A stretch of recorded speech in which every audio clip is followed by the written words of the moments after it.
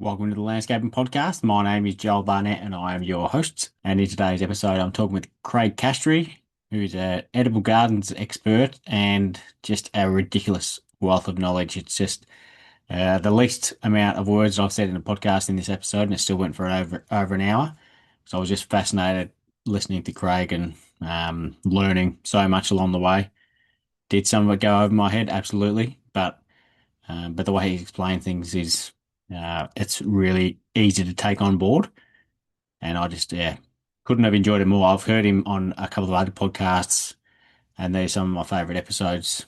Just, I don't know. It's just sort of most people like to continually learn as they get older. And that's something I've enjoyed doing is going more into the plants and less construction side of things.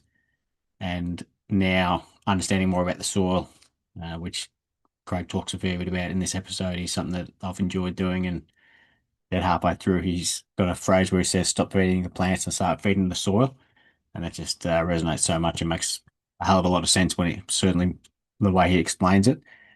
I loved hearing about he talks about his time where he volunteers at the Werribee Park Heritage Orchard, and they've just got an insane amount of fruit trees there. So I'm looking forward to heading there one day shortly.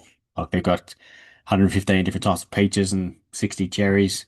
And Craig talks also about his own apple trees at his house. He's got 5 trees and 18 different types of apples because he's a talented grafter. So he's grafted different species of apples onto the one plant. So he's got an espalier with 12 different apples on there. So each row is a different species of apple, which will be insane to see. And yeah, it's just fascinating hearing that side of things and what people do. And if you do enjoy listening to Craig as much as I did, there's plenty of other areas where you can listen to him as well. So not only on some other podcasts, but he's got his own audio books. And like when I was searching for information on him on podcasts, there was one of them I found, which was just a free audio book. So it goes like 4.5 hours. And then he mentioned that his new one, Soil is Not a Dirty Word. That's his new book, an audio book. He's out now, and he said that's on Spotify. So I haven't looked at that yet, but if you search it on Spotify, it's a fair chance it might be free on there as well. So yeah, if you want to learn more, there's a lot to learn, and I think Craig explains it really well. So hopefully you enjoy this chat with Craig Castree. Craig, thank you for joining us on the Landscaping Podcast. My first question for you is, how did you start in the industry? Oh, gee. A long time ago, I lived in Glenroy, and I went to a tech school. And whilst I was reasonably good at school, it was boring. Wasn't learning any life skills. That anyway, I couldn't wait to get out of there. And my father was a pretty strict old bloke. He said, "Mate, you can leave school as soon as you got an apprenticeship. Otherwise, you're staying at school." So, and over Christmas holidays, we're allowed to go work. You had these things called you had sort of about 4 or 6 weeks prior to the end of the year. If you'd finished your schoolwork, you could go off and do all sorts of other bits and pieces. So activities weeks they were. So I used to get part-time jobs, and I landed one in a plant nursery. And I hadn't really ever considered working in a plant nursery. In fact, it was probably one of the furthest things from my mind at that stage.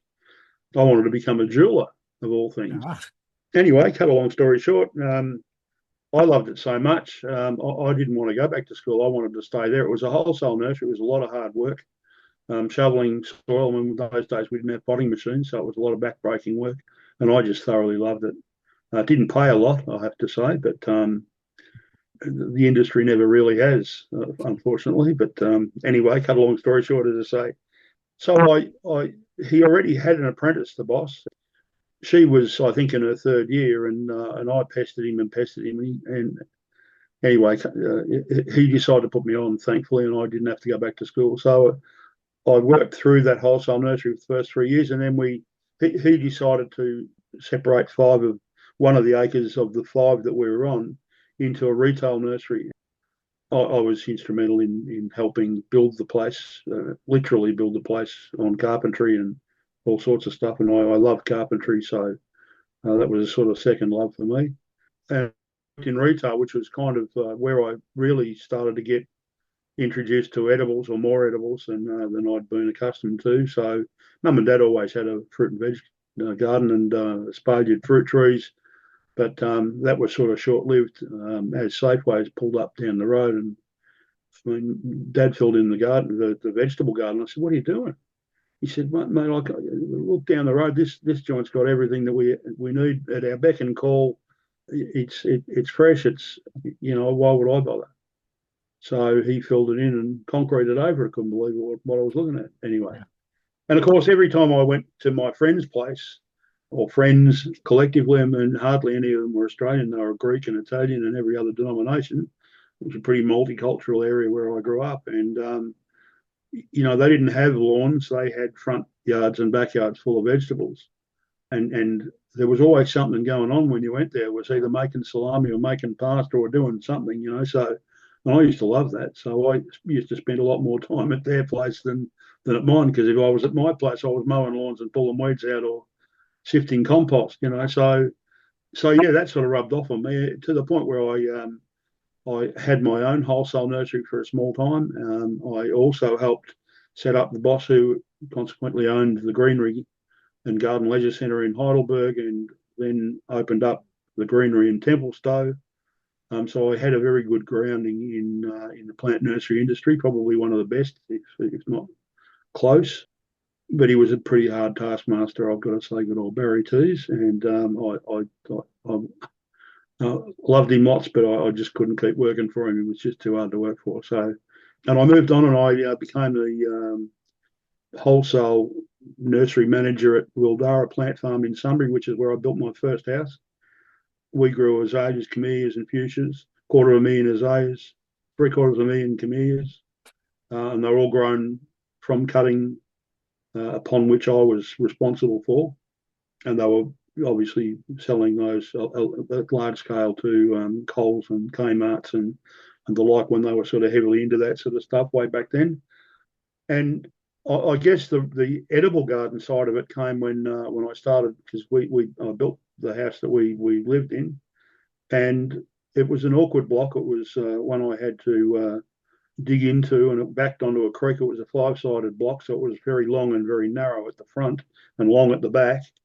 And it was on quite a slope, as I say, and it was quite a lot of limestone there, which we had to carve into and put a very long homestead house with a big sort of 8-foot veranda all the way around it. And when it came to putting in the garden, I had to tier it, or terrace it with railway sleepers and the like. And my then wife said, "I don't want to see a vegetable patch anywhere." And I said, what do you mean? What do you mean, no vegetable patch? I mean, I'm going to grow all my own food. I mean, there's no way known. So, yeah, that was a bit of a surprise to me. If I had known that, I don't think I would ever have asked her to be my bride, I got to say. And it didn't work out anyway. It's sort of 8 years down the track, we parted company. But it forced me down the path of trying to find areas within my garden to be able to grow edibles. And I'd only ever grown edibles in vegetable gardens, out in the full sun.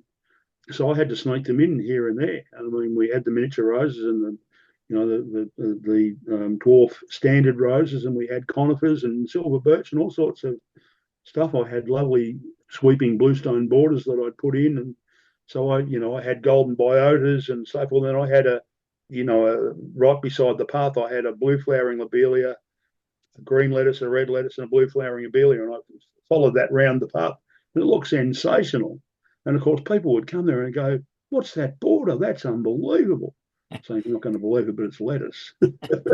so, so the edible garden was sort of born that way to some degree. And what I discovered was I was getting very little pest and disease. It was, and I've come now to understand. I didn't know it then, but I now know why that is. And when we grow things traditionally in rows, and it's ingrained in us, unfortunately, we can't help ourselves.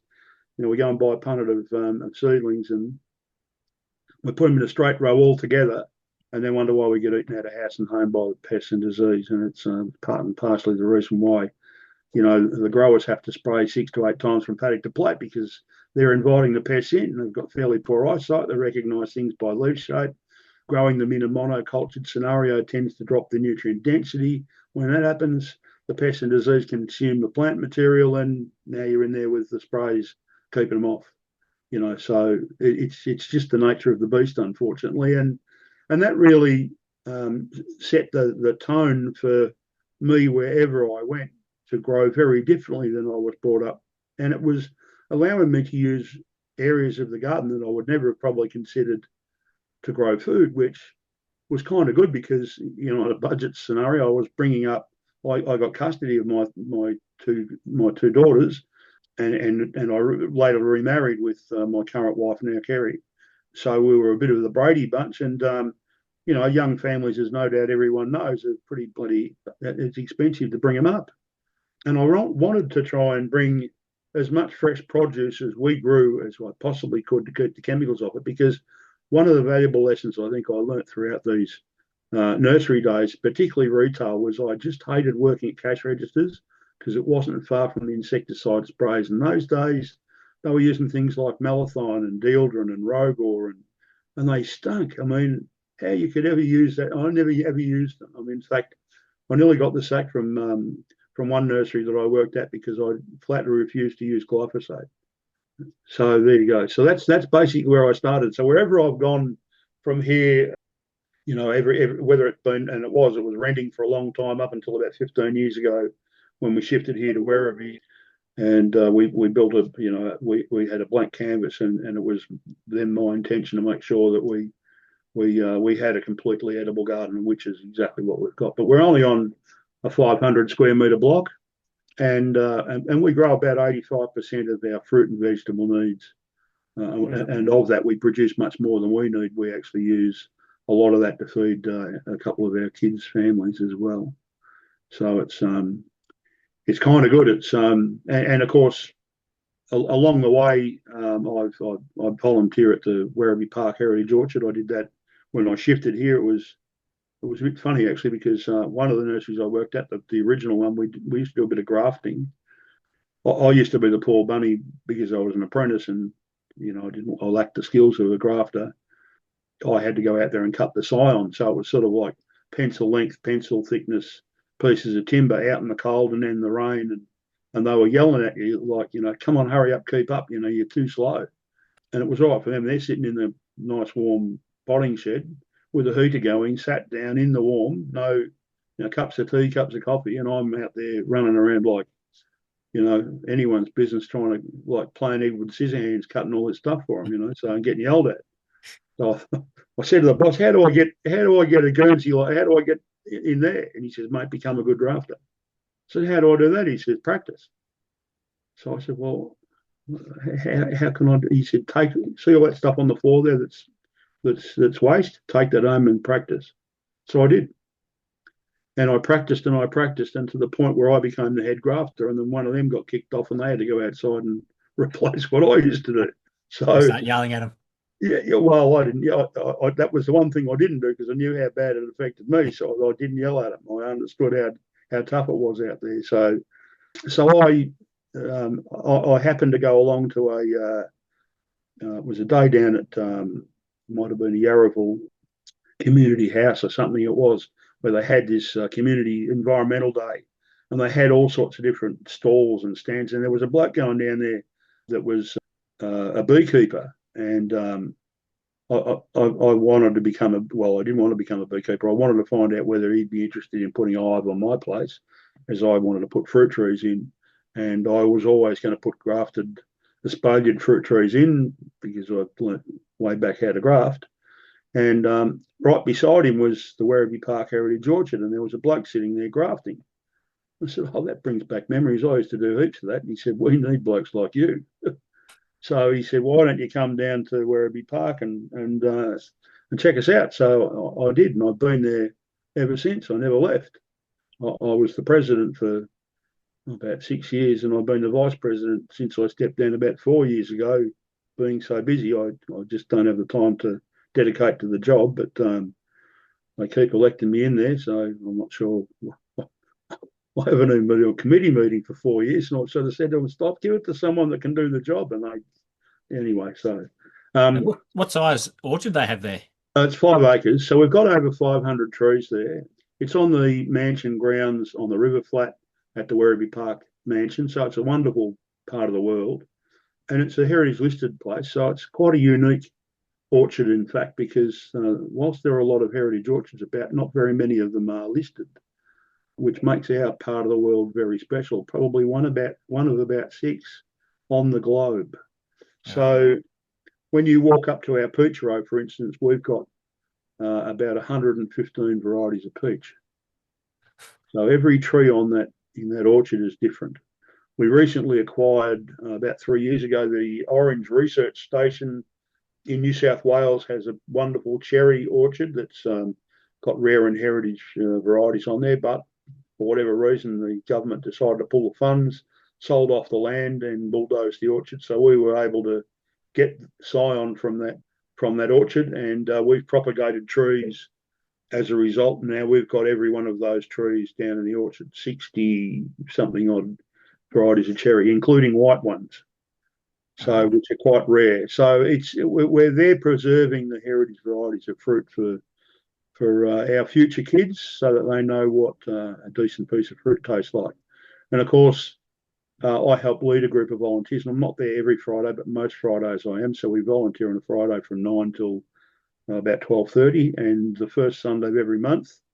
What we do is we ask the volunteers to come and help us, and we teach them what they need to know, whether it be pruning, grafting, fruit thinning, irrigating, whatever the case. And of late, obviously, I'm talking a bit about soil and how to regenerate soil and so forth. So that's been a great win for us. But you like the little boy at the dike. You'll get a big influx of clientele for a while, and they'll learn what they need to know. And once they learn it, they don't come back. So you've forever got to be recruiting, which is okay. I mean, the ones that are serious and are keen to hang about do, and it's fortunate that they do, because we need those people to make sure that place operates and functions well, and it does. So we have a couple of open day events, and we're available to come and see us 365 days a year. It's just the volunteers are only there on certain days. But we have a winter and summer fruit tree festival where we have a great heap of different allied stall holders. We run talks, tours. We have obviously rare and heritage fruit trees available for sale on that day. And it's become Australia's largest grafting day event now, because nowhere can you go in Australia that has the amount of rare and heritage pieces of timber, scion, we call it, available for sale in the one place in the one day. So we have people fly in from all over the country to come and see us. So sounds like it's a botanic gardens for fruit trees. Oh well, no, I wouldn't say that, but it's worth coming down to see. It's something to behold. And as I say, I mean, they're a great group of people, and we're still a young orchard. I mean, bear in mind that a lot of we had a bit of a tragedy about 5-6 years ago, where we discovered that most of the apple trees had mosaic virus, which means that, I mean, if you're going to sell pieces of timber, which we do, to graft on, you don't want to be spreading disease. So we actually had to bite the bullet and pull out every apple tree and replace it with ones that didn't have mosaic virus, which was a bit heartbreaking. But and we've had a couple of floods down there, so that the trials and tribulations of where we're at. So, but nonetheless, we pick a heap of fruit every year, and we're getting more and more interest all the time. So it's a good thing to come and be a part of.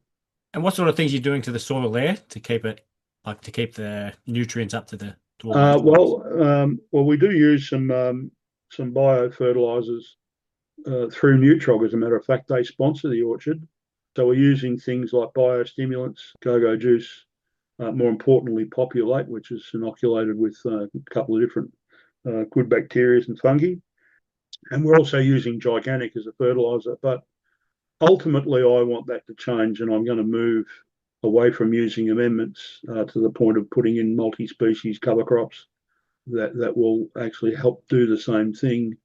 We, like all Australian soils, have an issue with compaction, and compaction is probably one of the biggest challenges that everyone has in their soil.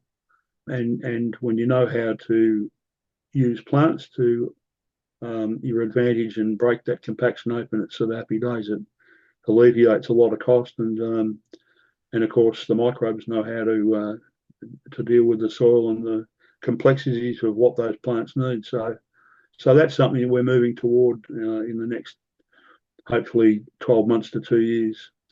It's not as it sounds easy until you understand the complexities of how to get that sown. And we've got netted fruit trees, for starters. So it's not a simple case of getting a machine in there and doing the work. It's not that simple. So is that kind of like putting plants in there that then their roots spread out and then you kill them or they die and then they sort of break down and that sort of helps aerate the soil? Sort of. It depends. Look, what we've discovered, and I mean, it's a bit complex, but what we've discovered is that when you plant four or more plant family groups together, not species, groups, so something from the Brassica family, something from the Asteraceae family, something from the Elm family, and so on, the microbial population literally explodes in number. And the more microbes you have, the more carbon drawdown you have, the more water holding capacity you have. But that's all very well to have more microbes. You've got to, they don't live in compacted soil. Anything greater than 150 psi and they struggle, they stop working at 200 psi. So I push a penetrometer down into the ground, and most soils don't crack it much more than about an inch, 25 mil. Now, the sweet spot's really somewhere between 100 to 150 mil, which is where most of the feeder roots of most plants get to. And that's really where you want the microbiome of the soil to be most active. So in compacted soil, that's an issue. So in that species mix, you would use something that had a long, deep taproot. And in fact, weeds remarkably tell tales. They tell stories. You can tell by what weeds are growing where, generally what's wrong with the soil straight away. So if you've got long, deep taprooted weeds like dandelions or dock or thistles, guarantee you've got compaction. And that's what they're trying to do. So rather than grow weeds, grow something that has a long taproot. So daikon radish is one. So you would put that daikon radish in that mix, and they punch air down into the soil as they germinate. And of course, we wouldn't harvest them. We'd cut the tops off them and leave the roots in the ground, and then that decays and adds great organic matter to the soil and so forth. But you always want something vegetative in the soil. Once it goes into a flowering, fruiting, or silking phase, the benefit of the plant in terms of the microbes stops, because all of the food that the plants would normally send out to the microbes, they use to produce the fruit, flower, or silk, silking in terms of corn and the like, So look, microbiology took me by surprise 4 years ago. I'm like everyone, I've turned my fair share of soil over, and boy, I've used my fair share of fertiliser too, I can tell you. In fact, I think I would struggle to meet someone that's used as much fertiliser as I have, unless you're a big farmer. In plant nurseries, I mean, we've used absolutely mountains of it. And 4 years ago, I happened to, because we were locked down, we couldn't do very much. And of course, I'm always staying in front of trends and what's going on in our industry, because people rely heavily on me for information to navigate their way with edible gardens and the like. So, and I happened across this lecture or podcast being done. It was a lecture by a well-renowned soil ecologist by the name of Dr. Christine Jones, who's an Australian, by the way. She happened to say, and it gobsmacked me, every book written on the soil for the last 100 years, you might as well burn for all good they are, they're wrong. I went, what? That's ridiculous. So she's stark raving around the twist, has to be. So I listened, and I couldn't believe what I was listening to. I'm thinking that can't be right. I mean, I'm a qualified horticulturalist. I mean, I've worked with soil and on soil all my life. Never heard such a thing. So that sent me down a rabbit hole, and I wanted to try and discredit some of that information. I thought that's just ridiculous. And I'm glad I heard it, because I have to agree with her. She's correct. Books written far earlier, back in the mid 1800s, sort of had it right, and we've lost our way. And I guess it's probably more modern technology's got us a much closer look at the symbiotic relationship between plants, roots, and microbes, and how they feed one another. You see, when I left horticultural college, and I'm sure most others that have done a hort course, think that plants drink up nutrients that are in the soil, but nothing could be further from the truth. That's not so at all. They can't do that. There has to be some microbial interaction for the microbes, be they fungi, bacteria, protozoa, whatever they might be, to solubilize those minerals into a plant available solution that the plants can take up. And plants themselves make about 40% more food through photosynthesis than they need. And they do that. And you sort of think, well, why would they make 40% more food than they need? I mean, they just need what they need. But there's a reason. They feed that out late in the afternoon through a process called translocation, and they feed out the microbes in return for the solubilized nutrient. And what's incredible is that the plants actually know, and they know what they need, how much of it they need, when they need it, and they use biochemical signaling in the soil, signaling the microbes that they need that from. So if they need molybdenum, for instance, and it's 300 meters away, the plant can't pick up its roots, drive, walk over there and drink up the molybdenum and come back. That's not how it works, but it does need the molybdenum. And even though it's only a little trace mineral, but it's an important, and they need something. They need something from the whole periodic table, albeit very small amounts. It's often a couple of parts per million in some instances, but without it they can't perform crucial functions in their plant life. So what happens is that the fungal network, the fungal hyphae network, solubilize the nutrient that the plant needs and delivers it and ferries it back to the plant as it's needed. And there's a bit of a marketplace even goes on. What they've discovered is that, if there's several microbes that come back with that molybdenum, the highest quality one gets fed before any others do. So it's who knew?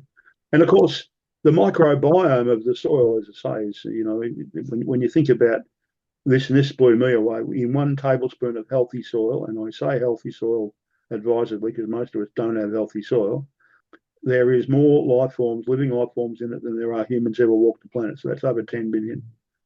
And each and every one have a unique role and function to play. And some only live for moments. Some live for minutes, some for hours, some for days, some for weeks.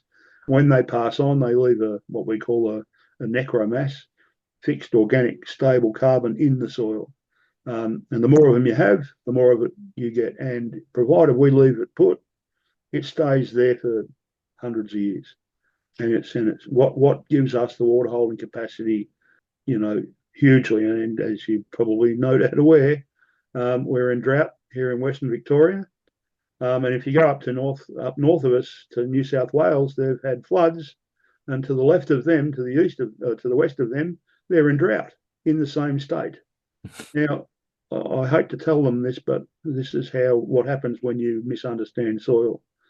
Because when you turn soil over, you chew up the microbiome, the very thing that's there to solubilize and make available what the plants need to survive on. So we're back there force feeding them fertilizers and putting them on junk food pretty well. And we substituted 74 natural occurring trace minerals and elements with just 3 NPK, which was not terribly clever, just quietly.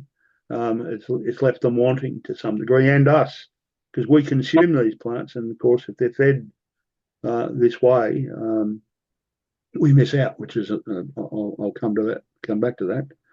So it is vitally important that we understand this process. And of course, what happens is that carbon's quite a heavy molecule, and it sinks, and it will sink down to into the soil.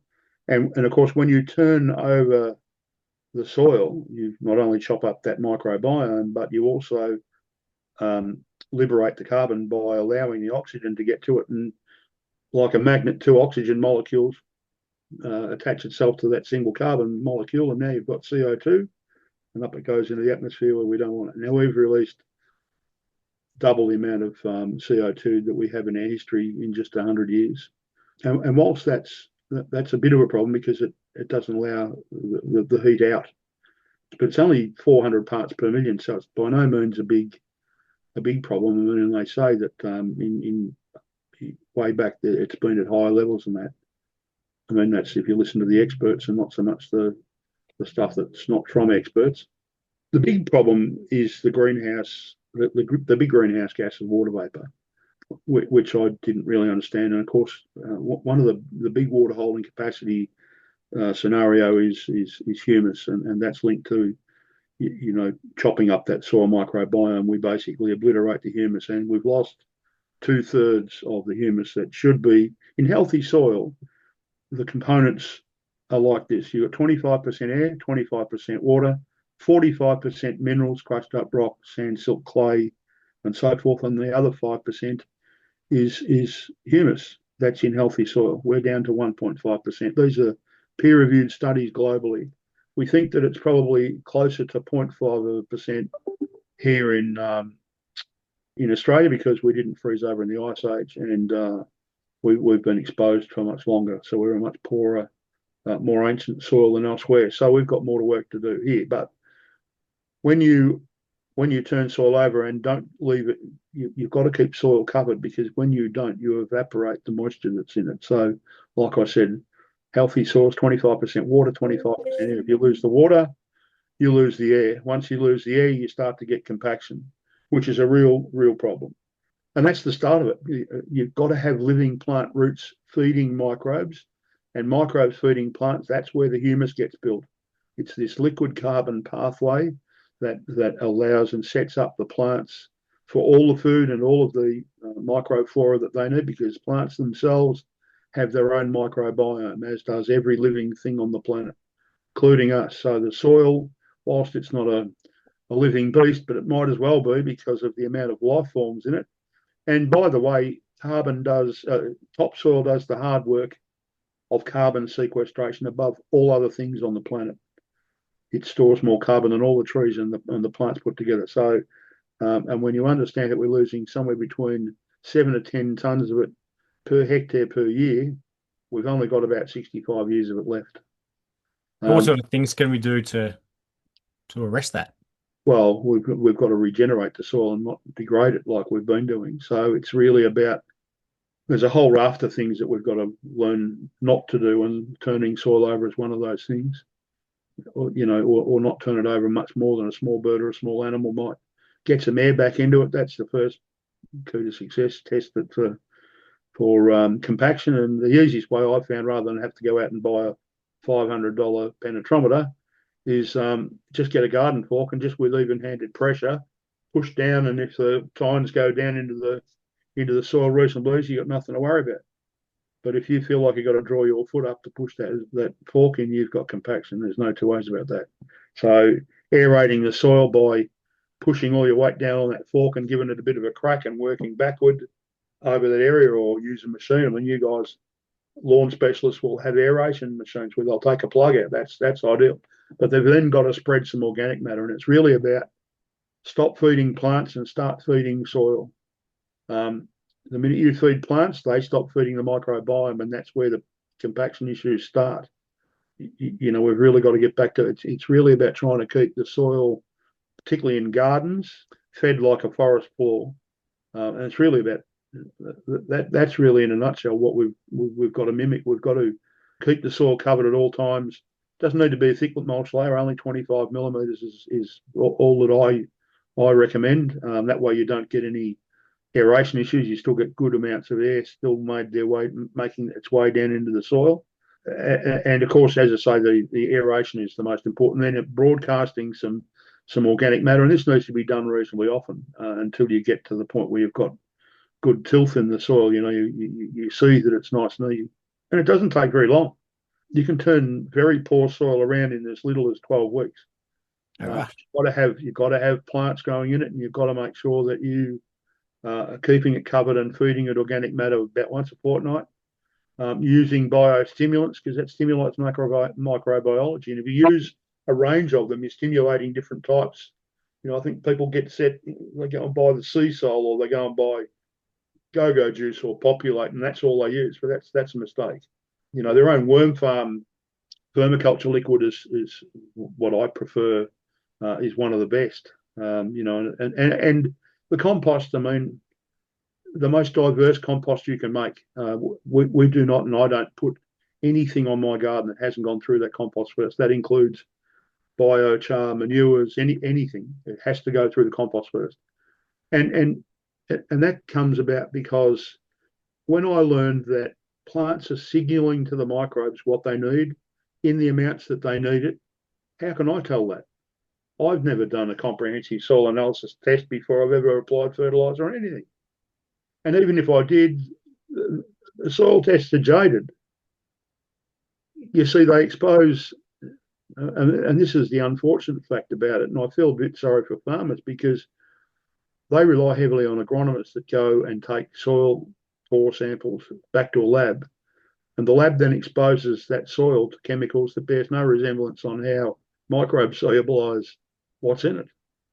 So, the advice they're getting is wrong pretty well, and Christine Jones said it perfectly. The last 100 years, what we've been doing to soil's wrong. So growing plants back in getting plants in there as quickly as you possibly can, regardless of how poor people think the soil is. The only thing that can change soil is living plant roots and that liquid carbon pathway through microbes. You can put as much organic matter and you can rotary hoe it until you're black and blue in the face. If you don't grow plants in there, it's going to return back to where it was. Microbes are very powerful things, which I've come to discover. And I mean, they change. They can switch on drought tolerance. They can switch on frost tolerance. They can change pH. Now that's a neat trick I can tell you. I mean, if you're a blueberry, you need 4.5. That's very acidic. And what they do is they signal the sulfur solubilizing microbes to lower the pH to the correct pH they need to thrive. And when they tested in natural habitats where blueberries grow, plants that were maybe not even a metre away from and probably were involved nearly in some of the root systems or fibrous root systems that may interconnected, the soil core in that plant that was beside the blueberry was somewhere around 6.5, 6.6. And they go and test another blueberry, sure enough, down on the mid fours. So, and I sort of liken it to this. I mean, microbes need the numbers. And whilst they might be small in size, they're absolutely huge in number in soil, in a functioning soil particularly. So, if you're walking down the street and you breathe in a flu virus, you've got no idea that you've got a flu virus. They need to sit there and they can't express the flu virus until they've got the numbers. They do a thing called quorum sensing. And a quorum, if you've ever been on a committee, you'll know that, to form a function or perform a duty, they have to have a minimum set of numbers before they can perform that function. So if the committee is 10 strong, they need to have 6 there before they can actually perform that function. Microbes, bacteria, viruses, they're all the same. They do exactly the same thing. So what they do is you breathe it in and it sits there and it multiplies and multiplies and multiplies until, and it's aware of how many of its type there are. And they're also aware of the other types of bacteria, fungi, and what have you that are about. And the minute that it reaches a quorum, it switches on it and expresses a flu virus, and it brings a great big thing like a human being down on the couch out for the count, just from a microscopic single-celled organism. That's how powerful these things are. So when you get them functioning in soil and they get that quorum sensing going and they need to switch on or off frost or drought tolerance or pH, that's remarkable stuff. I have a graphic that I used to share, well, still share, and it's the southern half of Western Australia. And I've just come back from there last weekend before, and I shared that with these guys over there, and they were a bit horrified. There's a 750-kilometre rabbit-proof fence that they've put in to separate just ordinary scrubland from agricultural land. It separates that land, about 13.5 million acres set aside for agriculture and fruit growing and so forth, and often is left bare, as a lot of farming land is. And one of the important things that I think that we didn't really understand was that plants perform a very unique thing, releasing a microscopic bacteria called an aerosol, and it makes its way up into the atmosphere and it forms the nucleus upon which water vapor sticks together and forms clouds. And when it gets heavy enough, we get rain. Like we got, and if you think about the eastern seaboard at the moment, where all of the green foliage is, and in drought, we've been evaporating all of that moisture, and it's been going up into the atmosphere. That's where it goes, and it's dwelled over the top of that eastern seaboard, and down it's come. So back to the Western Australian thing, you can see the clear cloud formation follows the rabbit-proof fence on the right-hand side of the fence. where the vegetation is, and where there's no vegetation, there's not a cloud in sight. And these are satellite images, mind you. And on the agricultural side, they get 40% less rainfall than they get on the scrubland side.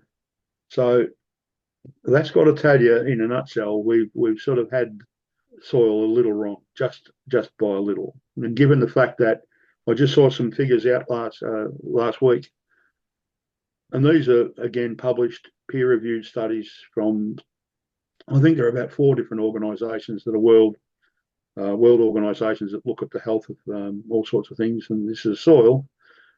Less than 11% are classified healthy. The rest are heavily degraded and biologically dead. And given the fact that we only use 3% of the Earth's surface to grow our food, if we don't turn this around, there's some more trouble coming.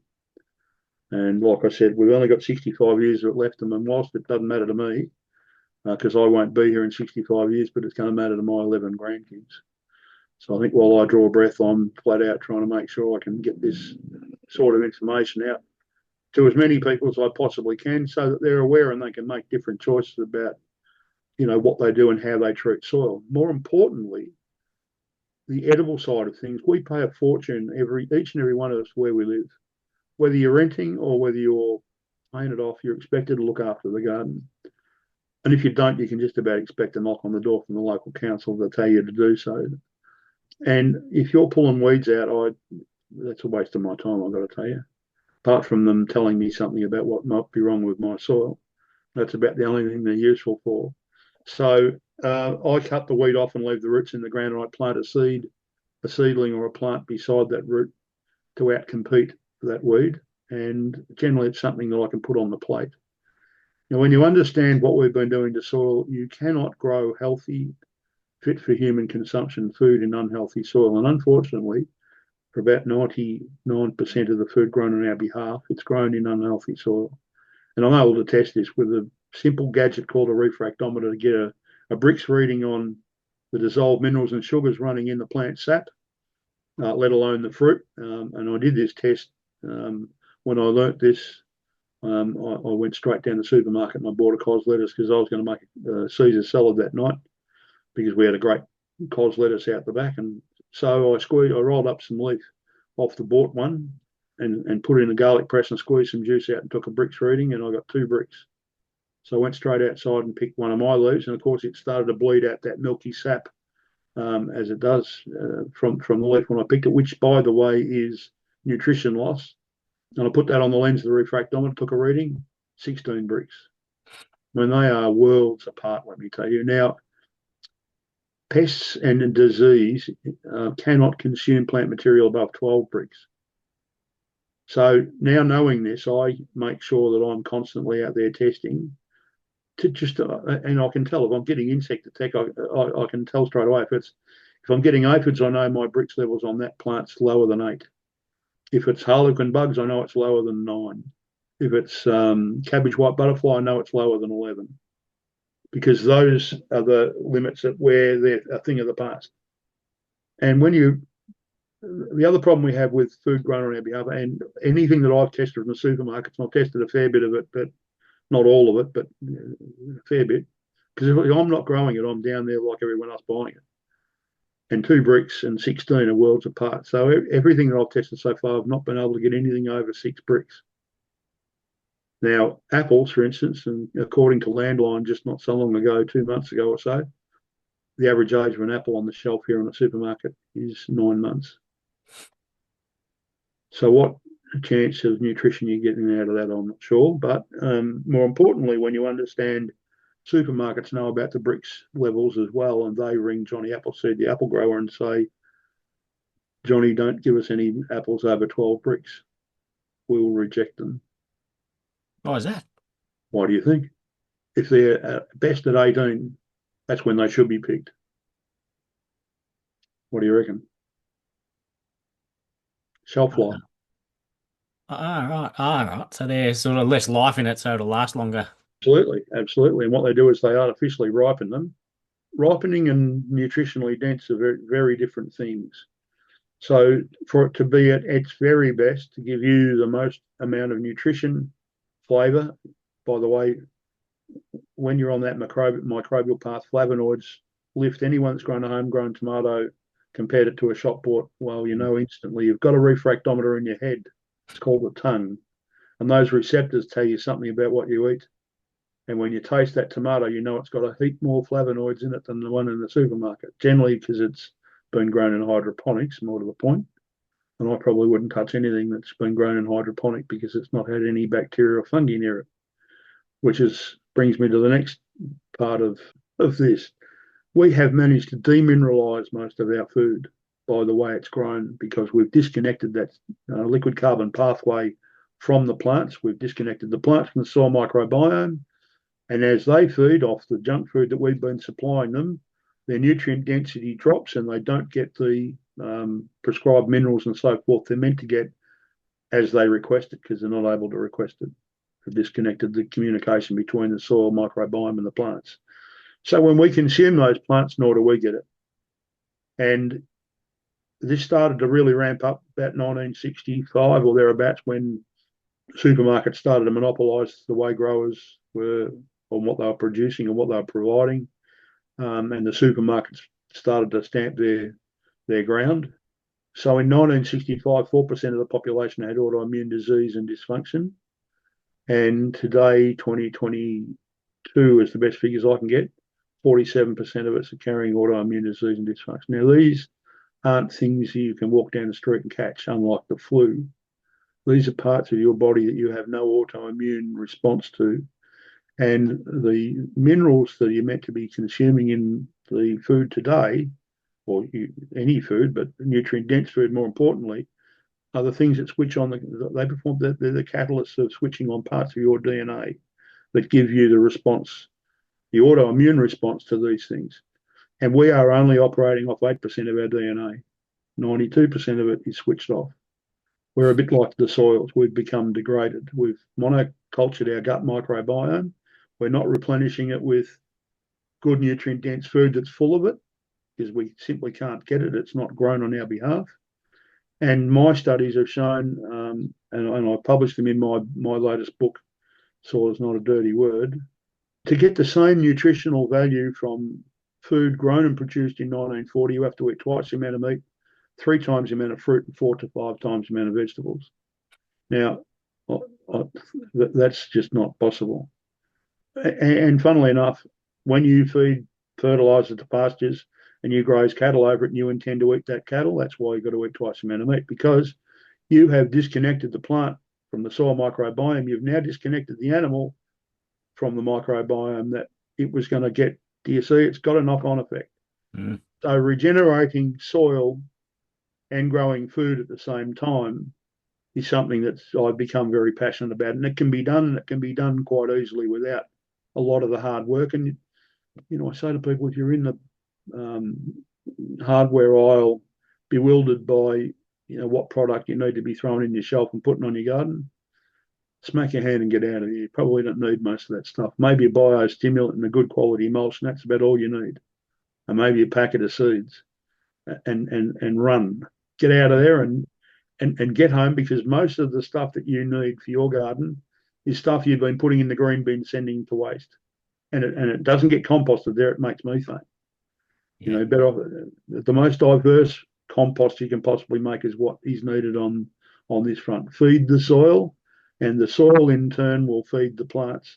It will draw down the carbon and build the water holding capacity back in the soil. So instead of getting floods, it'll fill back up the aquifers in the soil and won't run off the soil, taking the soil with it. That's where we're losing it. You know, we're getting dust storms and floods. 7 to 10 tons is what we're losing every year without fail. And you know, then you get some control over, you know, how fresh the produce is that you're getting, whether it's been sprayed or not. And if you keep the bricks levels up in the plants, you don't have a pest or disease problem. I mean, now you're eating nutrient dense food that's going to make you well instead of making you sick. You know, so no matter which way you look at this, it's just a very simple, holistic way, and you don't need a lot of land to grow a lot of food. I mean, I'm only on a 500 square metre block, and I don't use 500 square metres. My garden's very, very small. I mean, our house is a big 4 bedroom with a theatre or my office, single story home that takes a big footprint of the land. So, I mean, but like I just said, I mean, we provide 85% of our own fruit and vegetable needs, and we've got chooks, so we have our own eggs. I'm a beekeeper, so I get my own honey. I'm not expecting everyone to turn around and do this, but I kind of make the point that everyone's got a garden, regardless of the size of it. You know, even fences will provide an opportunity to pop something in a pot, half pots, populate the fence. You know, it makes no difference where. The less of stuff you can buy grown on your behalf and grow the stuff the more of that you can do, the better off you'll be. You know, and likewise with the climate. The climate, it affects the globe as well. You know, I mean, topsoil filters our water. It drives our climate, moderates the temperatures. To give you an idea, this is something recently, and I never stopped researching because we only still know about 2%, less than 2% of what all this microbiology does. So it's whole new frontier. And I can guarantee you the health of the soil is linked to the health of our planet and if you don't get soil right, you don't get anything else right, including your own health, as it's starting to come to fruition. Yeah, so it's watch this space. But high pressure systems, heavy sinking air, and provided your soil is uncompact, it makes that atmospheric air gets pushed down into the soil. Every breath that you take is made up of 78% nitrogen. What do you reckon we've been applying most of in fertilizers to plants? Now, since time began, that's been happening over in the Amazon rainforest. No one there putting in nitrogen fertilizer. No one putting in soil amendments or turning soil over, or no pests, no disease. And it's nearly the lungs of the planet. Huge, huge rainfall. And the humus levels, I remember casting mind back to the components of soil, 5% being humus, and we've managed to get it to 1.5%.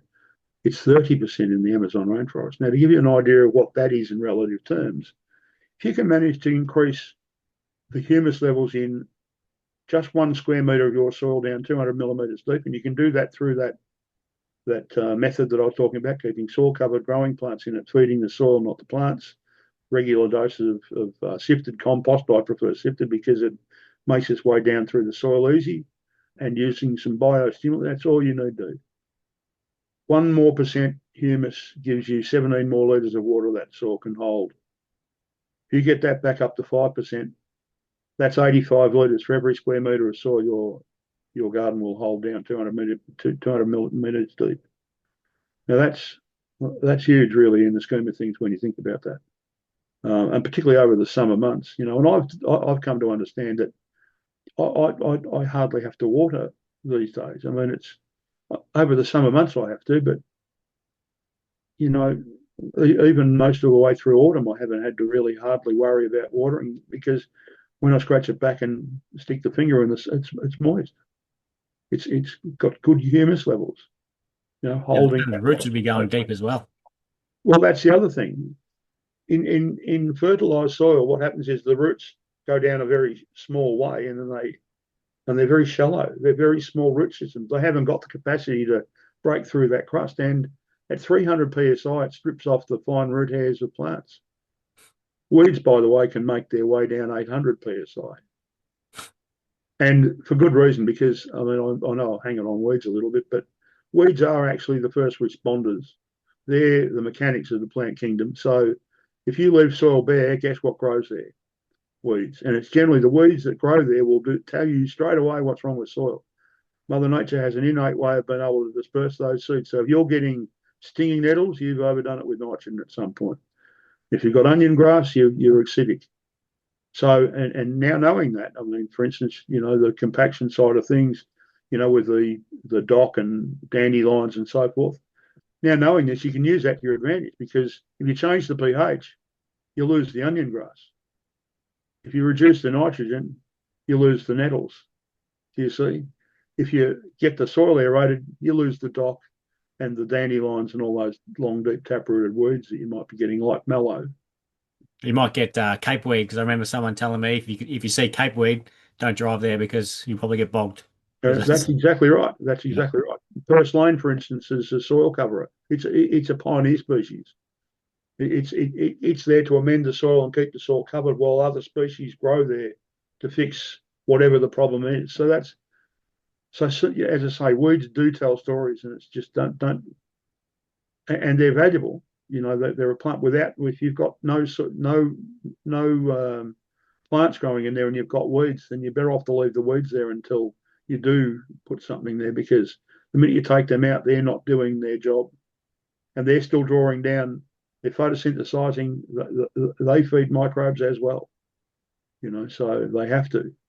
But yeah, it's a handy thing to know. Change, if you come across a weed, do a bit of a search and find out what it is and what sort of soil it thrives in, and then change the soil composition to not suit it, and you won't have it for very long.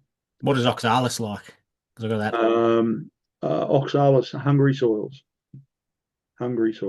So yeah, and I've had a big oxalis problem here because my neighbours don't seem to garden much, and of course when it's in seed, it blows in. So, one of my catch cries is, "Full gardens grow no weeds." And you think about anywhere where your garden's nice and full, you're not pulling weeds out of. So I make sure my front garden is always full, and I don't get any oxalis anymore. Of Have you course, got plenty of edibles out the front as well? oh yeah, geez, yeah, Yep. yeah. Well, I've got in 5 apple trees on the property. Uh, 2 of them are spaded out the back. One in the nature strip and 2 in the front yard, which is only 3 metres wide by about 30 metres long. I have 18 varieties of apple. And I get about 6 months worth of picking because I put early, mid, and late varieties on all the trees. So are they like multiple ones on the one Yeah, on yeah. the one tree? Yep. So and a spaded one at the back has got 12 varieties. So every branch you look at is a different variety. So and I get about 20 to 25 apples spread from January through till June, pretty well.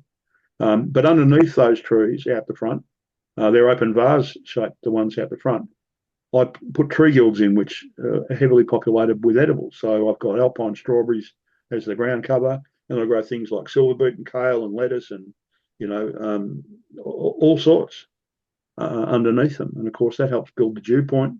They have a symbiotic relationship. We're getting multi-species in there, so you're building every root system, and we call root systems these days rhizospheres. Each rhizosphere comes with a different array of microbes, and they like to be involved with different types of root systems because, like I said before, 4 or 5 plant family groups seems to get the population of microbes literally explode in number. And we found that that's because they share resources between the trees, so there's great wealth in that. So it's so wide leaf plants are shade loving plants. So, we've often taken our lead out. The labelling here in Australia is terrible. We've got northern hemisphere advice on southern hemisphere plants, and it just doesn't work. They all pretty much say the same thing anyway. They all say full sun, part shade, well drained Yeah, soil. have an each way bet. Yeah. So things like, particularly in the winter, the summer months, I grow most of the wide leaf plants, including lettuce and so forth, in shade. Tomatoes, I don't grow in full sun. I grow morning sun only. They're vines in their natural habitat. They grow up through the outskirts of a forest, through the trees. So why on earth you would? It's easy. Do a test. Grow one out in the full sun and grow one in morning sun only, and you'll soon see you'll never grow tomatoes out in the full sun again. Do you ever forget that you planted like something somewhere and all of a sudden you've got a 3 foot zucchini growing somewhere? Oh yeah, occasionally that happens. Yeah, yeah, yeah. Or cucumber. Yeah. Yeah, I get that a lot. We have a lot of volunteers pop up here and there because we're using composts. We don't always. Sometimes we don't make enough of our own, so we buy it. But we're very careful about what we buy in. Things like mushroom compost. I don't know why that people call that compost. I mean, it's good organic material, but it's not what people think it is. It's medium that they've pasteurised at 65 degrees C. They've killed absolutely everything in it, because all they want to grow is the mushroom that they grow in there when they inoculate it. Right. So, and then the mushrooms, they take all of the goodness out of the medium, and they harvest the mushrooms, and then they sell this stuff that's spent, and they call it compost. Whereas, well, hang on, where's the compost? Do you know what I mean? It's like, it's just, yeah. So I don't hang my hat on any of those things. I try and make the most diverse. I'll get mushroom compost and I'll put that into the compost. So as I said, manure, biochar, pea straw, lucerne, any of these sorts of things. High and low nitrogen layers. I've got a hangover of having used gigantic and dynamic lifter, but I don't feed plants, so that goes into the compost because the microbes will break that down and make it available to the plants as they need it when they need it. You see, I can't tell that. Mm. So I'm feeding the soil, and eventually it gets broken down by the soil food web of insects, the worms, the millipedes, and all the little critters that do that. They break the bigger pieces down into smaller pieces. It eventually becomes microbe food, and the microbes, on request from the plants, feed them. And that's how it works. That's the carbon cycle. The minute you step in with fertilizer, you cut that communication straight off. They stop feeding microbes, and that's when the trouble begins. And we've been doing that for a long time, particularly since 1965, which you can see a distinct relationship on a graph through our use of fertilizer. And we've now got to the moron effect. We're now applying 10 times the amount of NPK fertilizer to get the same result as we started. So it's been a big fail. It hasn't, and it's not making plants healthier, because if it was, we wouldn't be using the chemical insecticides and fungicides that we have to use. And it's actually done the opposite. It's dropped the nutrient density in the plants, and now the insects can move in because the Brix levels have dropped. You can keep the Brix levels up above 12, and you can't do that with fertilizer. It's not possible. Do you see? We've shot ourselves in the foot, and it's So not with really until you sort of understand how this all works do you make the relationship. And it makes no difference whether it's an ornamental garden or an edible garden. And I mean, I have a mix. I don't distinguish. I don't have a vegetable garden. I've got a garden that's edible. I've got gladioli and daffodils, and I've got all sorts of other bits and pieces in the garden that are growing. So, but I focus fairly heavily on edibles because we've got to eat, and I like to kind of be in control of what we're putting in our mouths, and more importantly, our kids. mm. So, and if I can produce nutrient dense food that is going to go a long way to helping each and every one of us a little healthier than we have been. I mean, happy days. Now with So, the ornamentals, because like the standard thing for landscapers to do when they're putting new plants in is dig the hole, chuck some fertilizer in, and put the plant in. hmm. So what's something that we could do better in that sense? Well, I think you could probably afford to put your fertilizers away, Yeah. and I'd be looking for some good quality compost. There's a new kid on the block called Chock a Block, which is I've had a bit of a go at, and it's pretty bloody good, I can tell you. Um, something like a couple of handfuls around the top of it. Mulching, I'm not sure what sort of mulch is popular these days, but yeah, that's all you need to do. And if you're talking trees and shrubs, when I tell you this, you might realise what a big mistake it has been feeding plants. Plants can only take up, and these are solubilised fertilisers, by the way, because they need feeding every day. Plants, not you can't front end load them. It's a bit like if you had a chicken. Here's 12 months worth of food. You knock yourself out, and that's what we do to plants. So the chick will eat from the first day, and in a week's time, that food's looking pretty ordinary. It's starting to degrade, and you know what I mean. And in 12 months' time, you can imagine. So it's a bit like that with plants, but plants can only take up somewhere between 10 and 40% of what is applied in the year of application, which means that the money that you've just spent, and if you've got and I'm going to go back to the farmers because this is where it makes the impact. If your fertiliser bill was $100,000 last year, there's a very good chance, at the very best, you've thrown $60,000 over the back fence to someone else, or you've possibly thrown $90,000 of it over the back fence to someone else. All you've managed to keep is 10. So that's where I'm at with fertiliser. And as I say, and the big problem is that it's not going to make your plants healthier. It's only a quick fix. Mm. That's going to degrade, and the plant's then left to fend for itself. It's really about looking after that soil microbiome more importantly, and teaching the client that whilst we've put it in the hard yards, it's now up to you to look after it by using these simple methods of a little bit of compost once a fortnight or once a month, and a little bit of biostimulant, and that's about as much as they need to do. What's an example of a biostimulant that you? So worm juice, there are a few of them these days. Sea salt, the white one, not the green power feed, that's a fertiliser. So you don't want anything high analysis. So high NPK fertiliser, if you look at the NPK ratios, if they total 30, that's high NPK. So you don't want to use that. Go-Go juice, Populate, they're both Nutrog products. My good mate Vasily, he has Eco Butch and Liquid Gold. As I say, a worm farm, the vermiculture liquid from those, and you can buy those too if you're not making them. You can buy vermiculture liquid. Wormlovers.com.au, I think. He's another mate of mine, Richard. He's down here at the Werribee precinct. They get a lot of the poo manure, the zoo manure from there. So that all goes through. I remember when I worked at the nursery, used to sell bags of that called Zupu.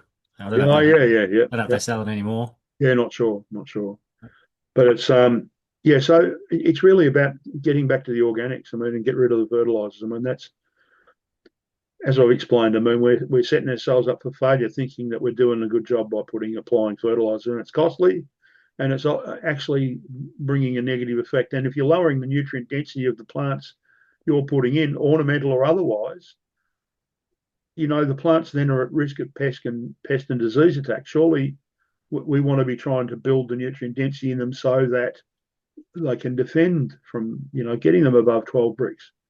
And you're not got clients ringing you up saying, hey, look, what's wrong with these plants that you've supplied me? Do you know what I mean? That's where we're at. Yeah, so don't do the things that are going to bring about their demise, and rather think about making them, a lot healthier and for longer term, by applying a little bit of that education to the client as well. Yeah, yeah. It's Yeah. crazy that people look you're putting fertilizer on. You think you're helping the plant, but you're actually doing a disservice to it. So Well, that's it. I mean, and that's one of the things that I think that gobsmacked me. I mean, that's why I was very interested to listen to what she had to say, and of course, I think I've probably listened to absolutely everything that she's had to say since and before. But it's very easy to also follow down the path of just one specialist, and that's a mistake.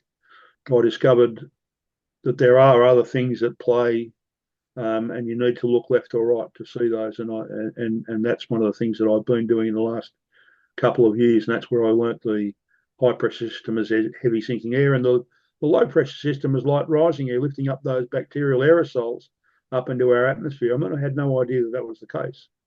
But if you haven't got plants growing in there, you're not getting aerosols. And if you think next time you're out around driving in the country anywhere, have a look and see how much soil is uncovered. No plants, no aerosols, no cloud formation. And what happens is we're evaporating the moisture that's in there. We get this heat pole effect. So the evaporation, the hot air goes up into the atmosphere, thickening that blanket of water vapor, which is what's gone over the east coast of Australia and put us in flood. And then the drought side of things, we're getting dust storms, which we had some up towards Mildura and South Australia just recently. I mean, we're in autumn, for God's sake. It just doesn't make a lot of sense. Well, it does to me because I now know what we've been doing. So, and of course, the other thing that happens is we're turning soil over. We build a hard pan in the soil that's just about impenetrable to anything else other than weeds. We nearly polish the top of the clay table, and you wonder why you can't stick a fork in it. Well, I can tell you why. We've completely compacted the soil, and that's really the other issue. So, yeah, I I don't envy you blokes as landscapers because not only is it hard work, but you're dealing with years and years of soil abuse, unfortunately, or mismanagement, I guess, for want of a better word. And yeah, it's a little bit harder to navigate. But there's some easy ways. Of course, the other way, get yourself a copy of my latest book. It's all in there. Soil So is not a dirty word. yeah, yeah. And you've got have you got that on audiobooks yet? I have. Yep. It's on Spotify. It's not on Audible, but it's on all the others. That's on the podcast apps. Yeah, yeah. Yeah. So, and I've also got my first book, Edible Gardens: A Practical Guide. That's on Audible, Yep. Spotify, and all the others as well. Yeah. So, yeah. So, Well, I was looking forward to chatting to you because every podcast I've listened to you on, I've found it absolutely fascinating. So I'm excited to get the new audience to listen as well and learn so much. And yeah, like you said, there's plenty of more. Like you've got 6 books out, yeah, and a few of them on Audible. So yeah. well worth to have a listen to. My last question for you is, who Yeah. do you think would be a good guest to have on the podcast? Or Graham Sate. What does he do? Well, he owns a company called Nutritech, and he does nutrition farming. But it makes no difference whether it's farming or not. He also deals with soil, and he'll blow your mind. He's quite incredible. That's if you can get him. All right. So yeah, I'm just trying to think. There are probably look. What I'll do is I'll send you a couple of names and see whether that comes to bears any fruit. Yeah. So, Nice one. Yeah. Well, thank you so much for coming on. Really, really appreciate your time. And yeah, absolutely love chatting to you. So thank you very much. no worries, Joel. Thanks very much for having me on board, and happy to do it another time if you like.